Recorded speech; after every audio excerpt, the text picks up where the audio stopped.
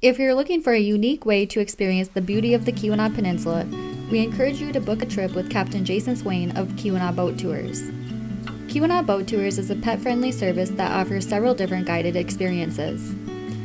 On our recent trip, we hopped aboard the Keweenaw Explorer cabin cruiser to explore the Keweenaw Waterway and catch a Lake Superior sunset near the Keweenaw Waterway upper entrance light. We enjoyed incredible views of the Portage Lake Lift Bridge and lush forest along the Keweenaw Waterway as we made our way to the expansive waters of Lake Superior.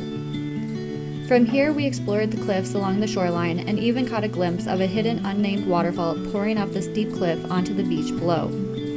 The setting sun turned the water incredible shades of orange and pink, and our captain shared fascinating facts and history about the Keweenaw Waterway as we snapped photos of the breathtaking scenery. As the sky turned dark, the flashing light of the Keweenaw upper entrance light guided us back into the Keweenaw Waterway, where we retreated to the scent of a nearby campfire at the popular Breakers Beach Park.